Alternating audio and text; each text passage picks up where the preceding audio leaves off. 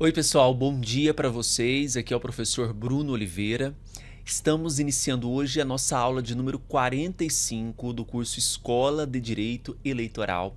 E hoje nós vamos falar de uma das principais ações eleitorais existentes dentro do rol de ações que nós já trabalhamos. Posso dizer que essa é uma das mais importantes, que é a AIGE, que é a Ação de Investigação Judicial Eleitoral.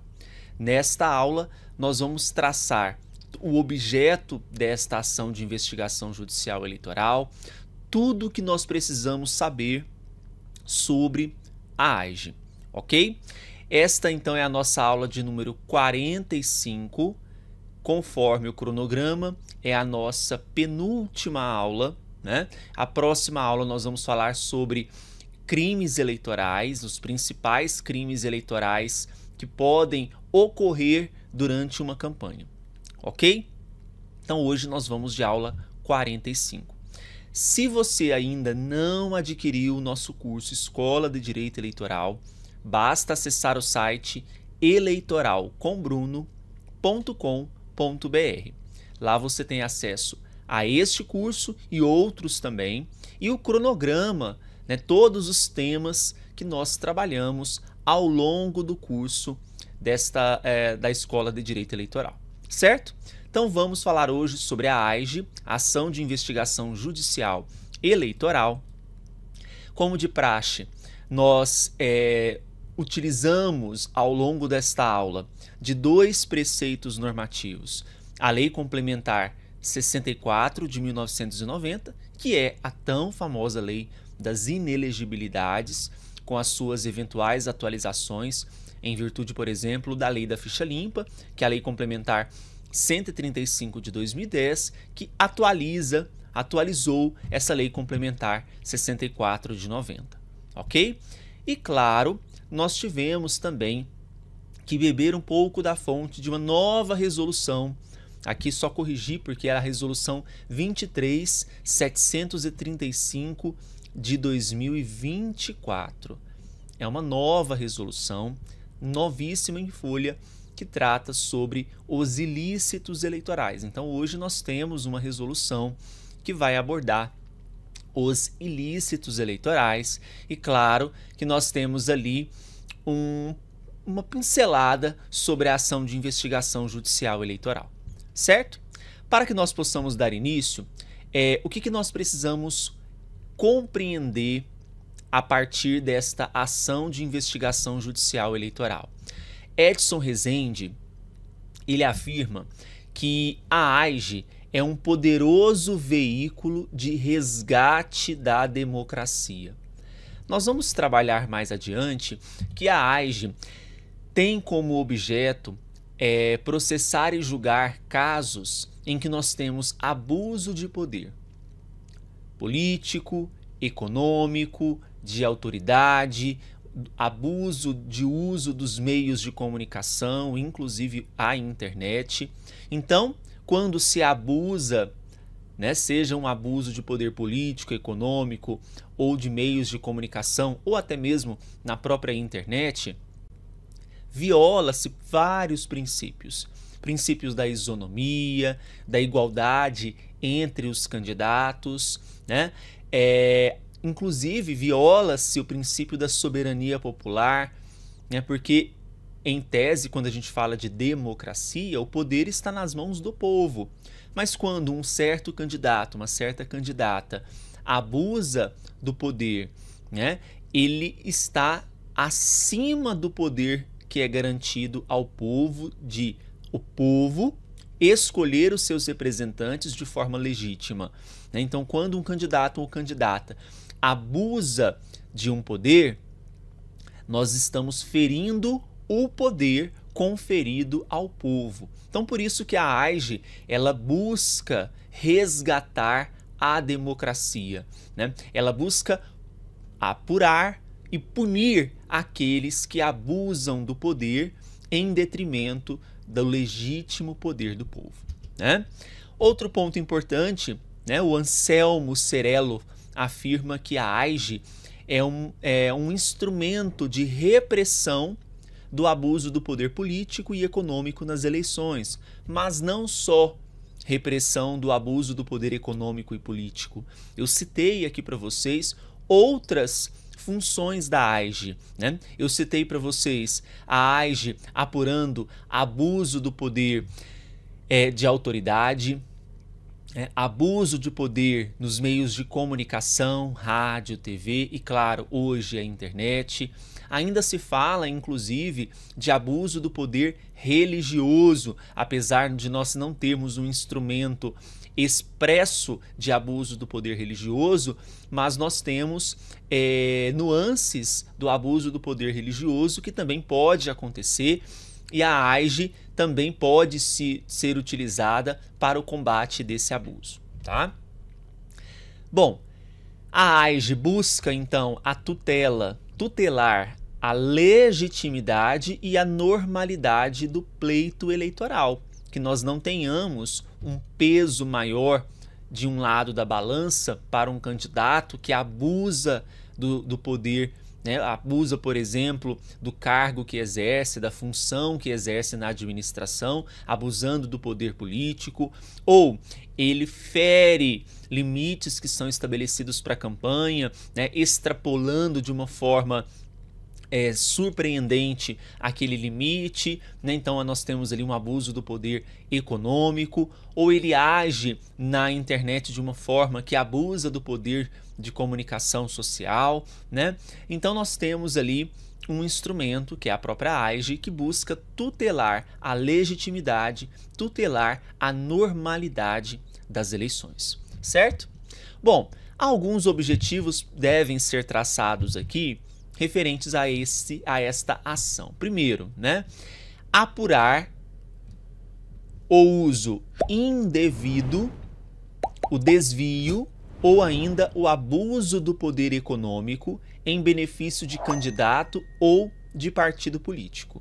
Então, a AIGE, ela tem como objetivo apurar se aquele candidato ou candidata usou de forma indevida, se houve um desvio, se houve abuso do poder econômico em benefício de um candidato ou de partido político. Então nós temos aqui o abuso do poder econômico como primeiro objetivo que nós vamos trabalhar. Mas como que esse abuso ele pode acontecer? Então nós temos aqui um abuso do poder financeiro com o intuito de desequilibrar a disputa eleitoral. A gente sabe que nas eleições o dinheiro, não só nas eleições, mas o dinheiro ele move montanhas.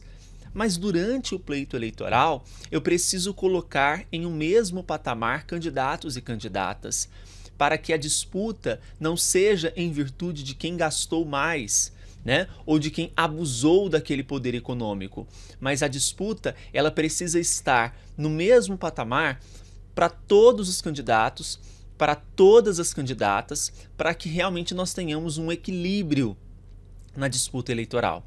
Quando um candidato ou uma candidata ele extrapola, por exemplo, os limites que são estabelecidos de uma forma que abusa do poder econômico, nós vamos ter aqui um desequilíbrio no exercício, na legitimidade daquela disputa, tá? Bom, utilização excessiva de recursos materiais ou humanos que representem valor econômico, buscando beneficiar candidato, partido ou coligação. Então veja, a palavra que se usa aqui é esse excesso, utilização excessiva de recursos humanos, de recursos materiais que vão representar um valor econômico, né? Então, mais um exemplo aqui de abuso do poder econômico. Bom, eu posso ainda ter na AIGE, para apuração nesta AIGE, desvio ou abuso do poder de autoridade em benefício de candidato ou de partido político. Então nós temos aqui o candidato que usa do seu cargo, que usa emprego ou função pública com o escopo de obter votos. ele usa da sua própria função exercida na administração direta, na administração indireta, do cargo que exerce, do poder que ele exerce para obter votos. Então ele utiliza daquela função, né, que deveria ser utilizada em prol da comunidade, né, em prol, não exercendo algo que vai pensar em conquistar votos, mas em benefício à comunidade, né, a depender do cargo que exerce, ou em benefício do próprio serviço público, mas não, ele utiliza daquela função exercida, daquele cargo exercido para obter votos, né? Agente público que vale da sua condição funcional e, em manifesto desvio de finalidade, compromete a igualdade da disputa e ainda a legitimidade do pleito, tá? Terceiro objetivo da ação de investigação judicial eleitoral: utilização indevida de veículos ou meios de comunicação social em benefício de candidato ou de partido político.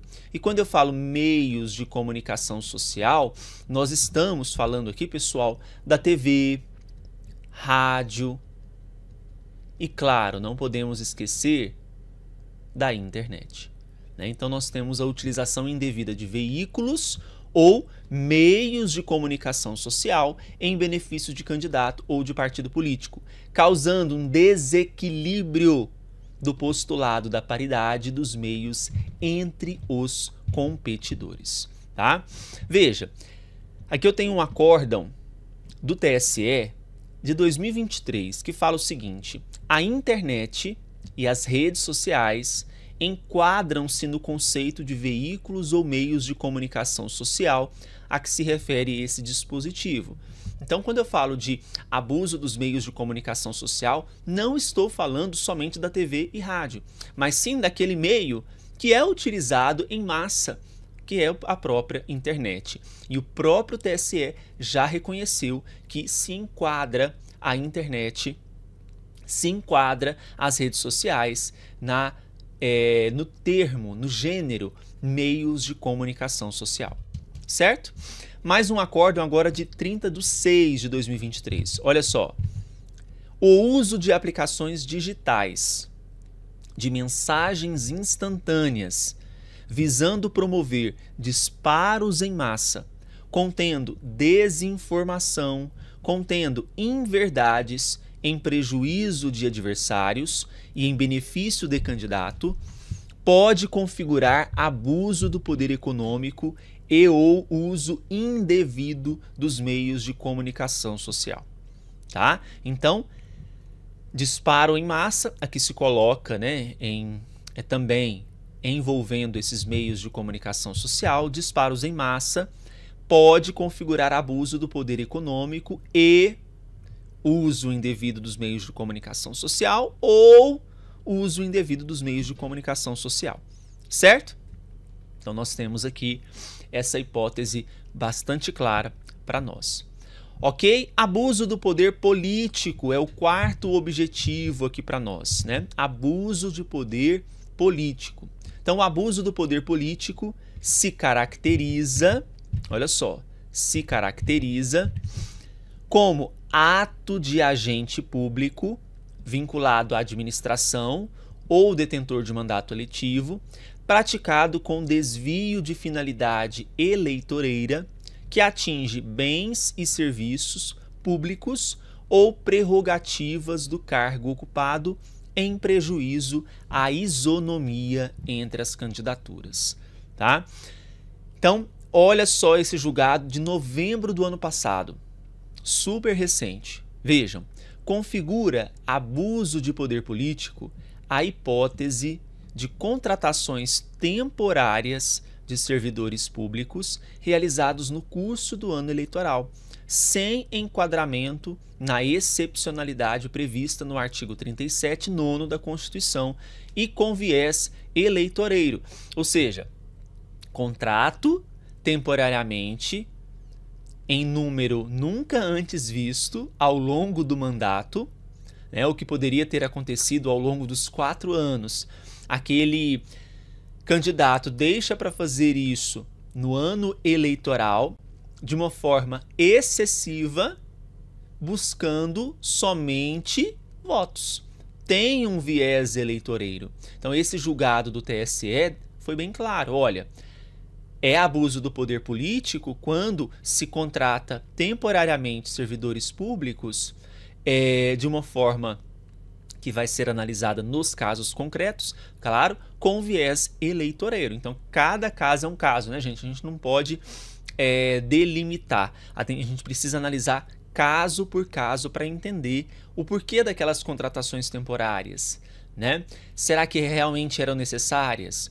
Ou não, foi contratado de uma forma unicamente para chamar atenção e com viés eleitoreiro, né? Então, veja que nós temos essa possibilidade, certo? Bom, abuso de poder religioso, eu falei para vocês também que nós podemos ter uma AIJE, uma ação de investigação judicial eleitoral para apurar, para julgar, né, processar e julgar abuso de poder religioso. O TSE, ele informa a utilização do discurso religioso como elemento propulsor de candidaturas, infundindo a orientação política adotada por líderes religiosos, tá? Então, utiliza-se daquele cargo exercido na comunidade religiosa, né, como um elemento propulsor de candidaturas. Muitas vezes estão ali protegidos pelo local em que estão localizados esses que vão discursar, né, os padres, pastores, que utilizam a proteção daquele local religioso para promover candidaturas, né, influenciando a livre intenção de voto dos eleitores, utilizando-se do cargo, da função exercida juntamente como líder religioso, né, o poder que ele possui, né, como líder religioso, unicamente sendo utilizado para promover candidaturas. Então é possível a AIJE apurar esse abuso de poder religioso, certo? Bom, TSE firmou o entendimento quanto à inexistência do abuso de poder religioso de forma autônoma, sozinho, tá, gente?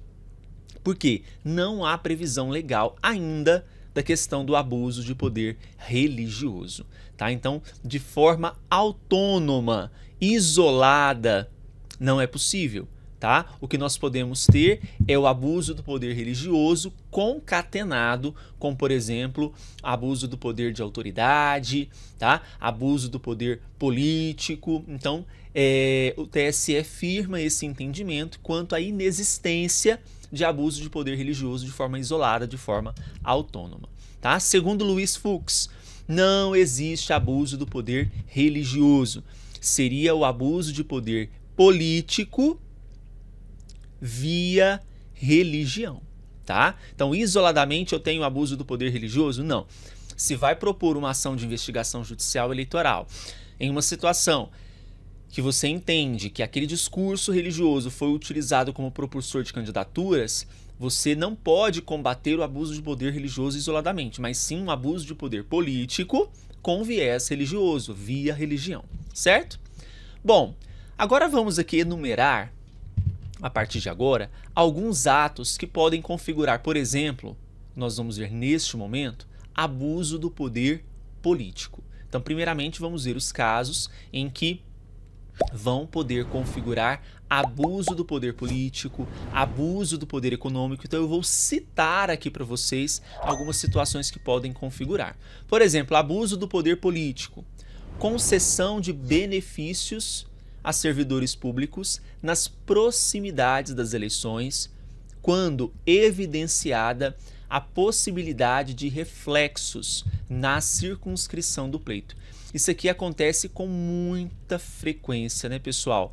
Nós temos benefícios que são concedidos, poderiam ter sido concedidos ao longo daquele mandato, mas eles são concedidos nas proximidades das eleições, justamente com viés eleitoreiros, tá? Que possam causar reflexos diretamente nas eleições, tá? Ato da administração que tem como objetivo imediato o favorecimento de algum candidato, também pode configurar abuso de poder político. As próprias condutas vedadas do artigo 73 da Lei das Eleições também pode configurar abuso do poder político. Doação de remédios com recursos públicos é aquilo. A gente tem que analisar caso a caso. Eu estou citando aqui para vocês, apresentando para vocês situações que podem configurar abuso do poder político. Então, a doação de remédios com recursos públicos pode configurar abuso do poder político.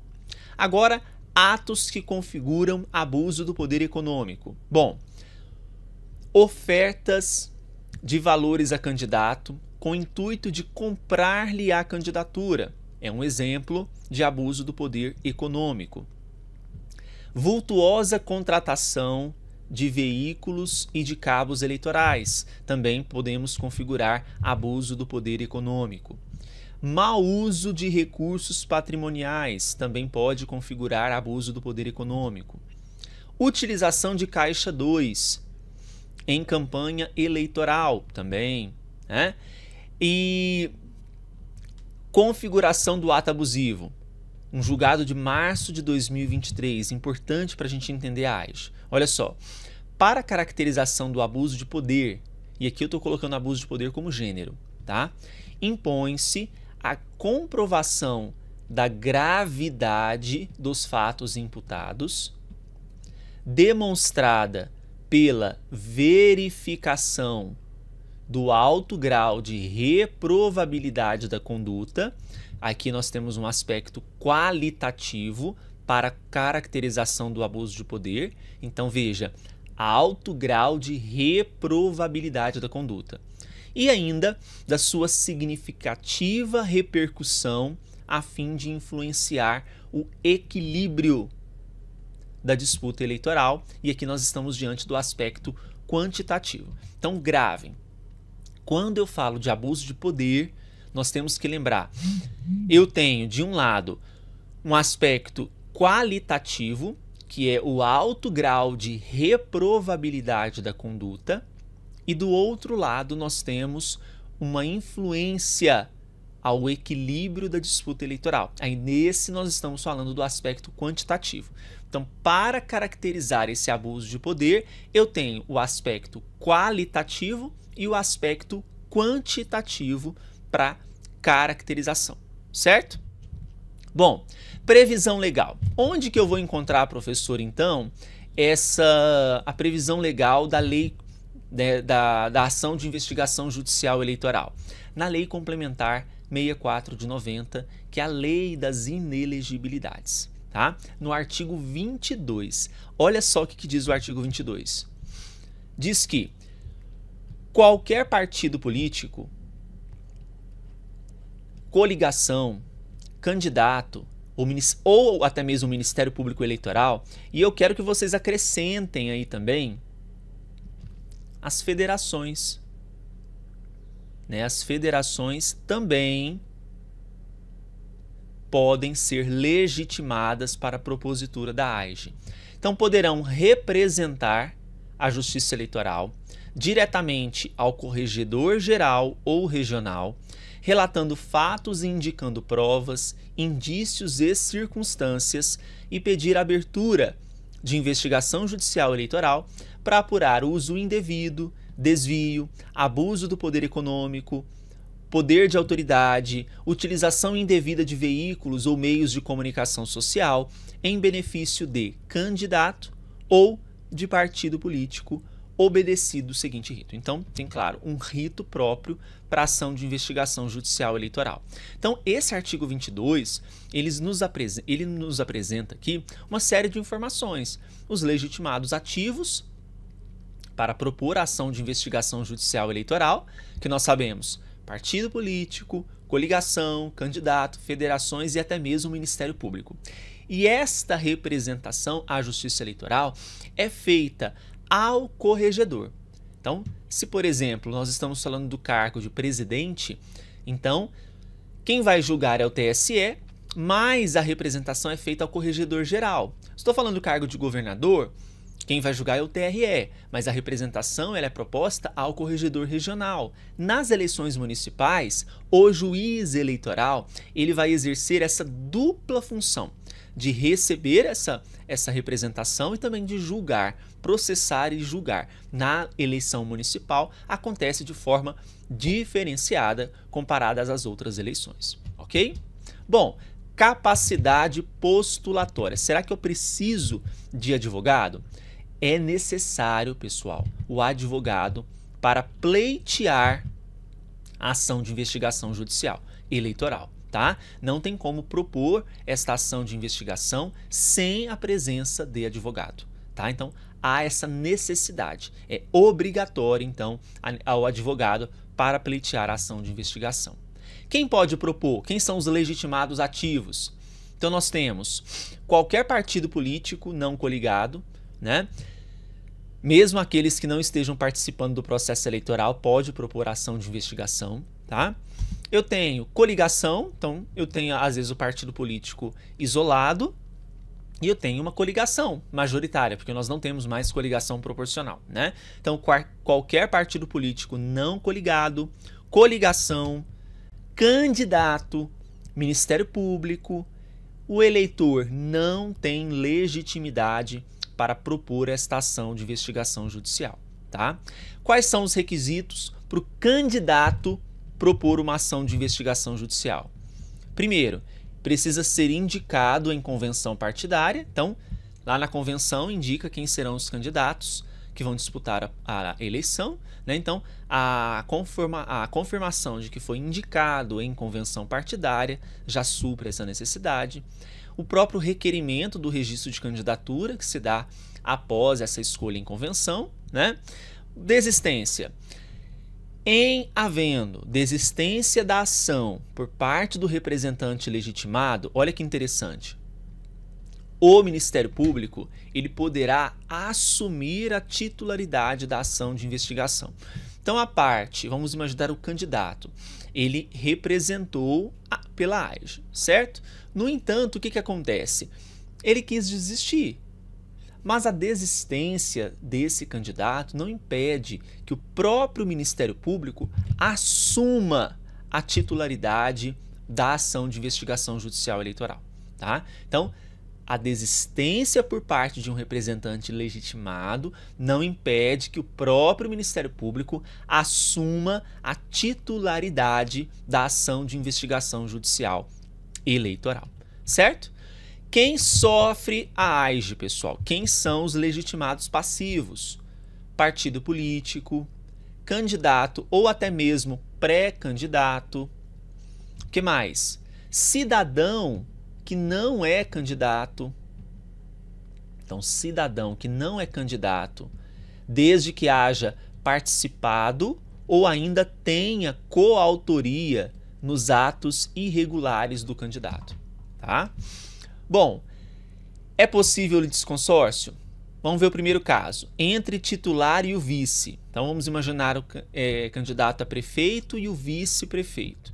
O TSE decidiu que há litisconsórcio passivo necessário entre o titular e o vice da chapa majoritária nas ações eleitorais que possam implicar perda do registro ou do diploma. Então, é litisconsórcio necessário, tá? Quando nós temos, então, situações de chapas majoritárias, né, nas ações eleitorais que possam implicar perda do registro ou do diploma. Cidadão não candidato em benefício a candidato. Para o TSE, a AIJ não exige a formação do litisconsórcio passivo necessário entre aquele que foi beneficiado da conduta e aqueles que contribuíram para a realização da conduta abusiva, ok? Candidato a partido político ao qual é filiado. Aí temos aqui, inclusive, uma súmula do TSE, que é a súmula número 40. Olha só o que diz a súmula número 40. O partido político não é litisconsorte passivo necessário em ações que visem a cassação de diploma. Tá? Então, candidato e partido político ao qual é filiado, o partido não é litisconsorte passivo necessário nessas ações. Ok? E candidato e agente público que contribuiu para o abuso do poder político. Veja, há necessidade de formação de litisconsórcio passivo necessário entre o beneficiário e o agente público que supostamente contribuiu para a realização da conduta abusiva. Então aqui nós temos 4 situações para você conseguir compreender se é necessário ou não o litisconsórcio passivo necessário, certo? Prazo para interpor. Então nós temos aqui um termo inicial, que é um posicionamento do próprio Tribunal de Justiça Eleitoral, o TSE, né, o Tribunal Superior Eleitoral, que é o registro da candidatura. Mas veja, o prazo inicial para propor a AIGE é o registro. Então, preciso comprovar que houve o registro daquele candidato, certo? Mas eu posso, nesta AIGE que será proposta a partir desse registro, mencionar fatos que aconteceram antes desse período. Então, não tem problema. O que se exige aqui é o registro da candidatura.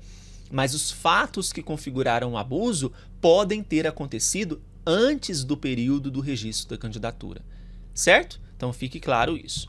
Termo final é a data da diplomação dos candidatos eleitos. Então, que se proponha esta ação de investigação até a data da diplomação dos candidatos eleitos, ok? De quem é a competência para processar e julgar estas ações, pessoal? Então nós temos, tratando-se de candidato a presidente ou vice, a proposta é feita perante o Corregedor Geral Eleitoral, mas quem julga é o TSE, certo?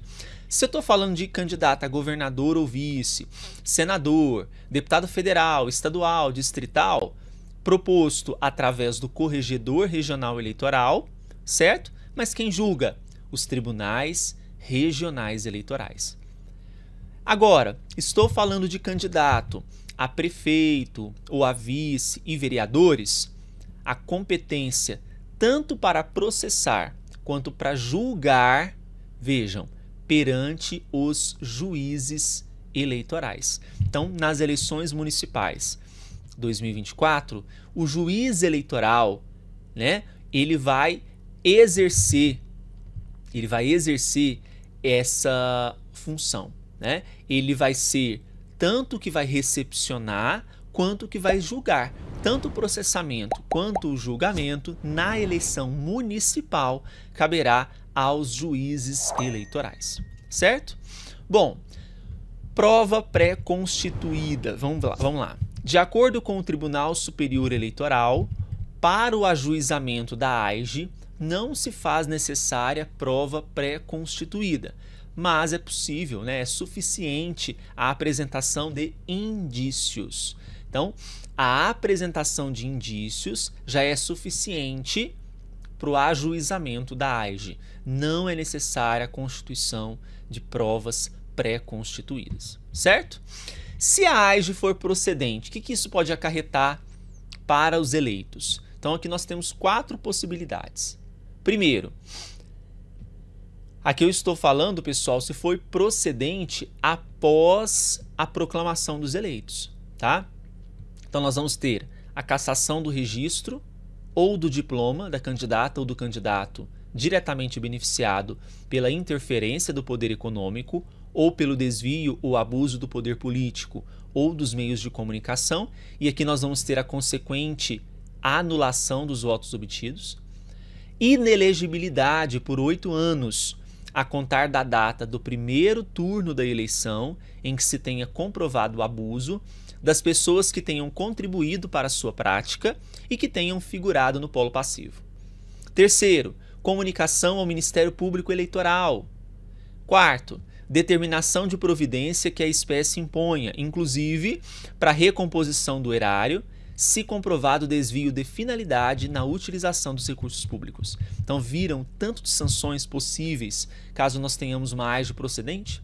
Se for antes da proclamação dos eleitos, né? Se eu conseguir julgar uma AIGE antes de proclamar eleito, que é difícil, né? Mas vai que acontece. O que nós vamos ter? A inelegibilidade do representado e de quantos hajam contribuído para a prática do ato, cassação do diploma do candidato diretamente beneficiado, remessa dos autos ao Ministério Público para instauração de processo disciplinar e ainda, se for o caso, de ação penal. Ok? E para o cidadão que não era candidato ao tempo da conduta irregular, haverá sanção de inelegibilidade para as eleições a se realizarem nos 8 anos subsequentes. Ok? Bom, foi procedente a ação de investigação judicial? É possível recorrer? Sim, nós temos o cabimento aqui de recursos.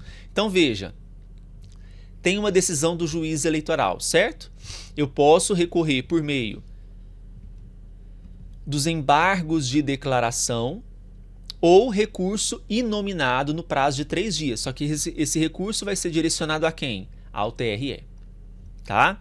Das decisões do TRE, cabem embargos de declaração e ainda recurso especial no prazo de 3 dias para o TSE, certo? E recurso cabível da decisão do TSE. É possível embargos de declaração e ainda recurso extraordinário no prazo de 3 dias para o STF, desde que a decisão seja contrária à Constituição Federal. Então, é possível recorrer? É possível recorrer. Ok? Então, pessoal, nós fechamos a nossa parte teórica da ação de investigação judicial eleitoral. Espero que vocês tenham gostado da aula de hoje, tá? E a próxima aula nós vamos falar sobre crimes eleitorais. Todos? Não.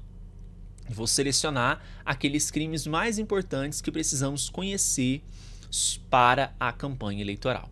Ok? Um grande abraço para vocês, fiquem com Deus e até o próximo encontro. Não se esqueça, não adquiriu o curso ainda? Só passar no site eleitoralcombruno.com.br. Até mais.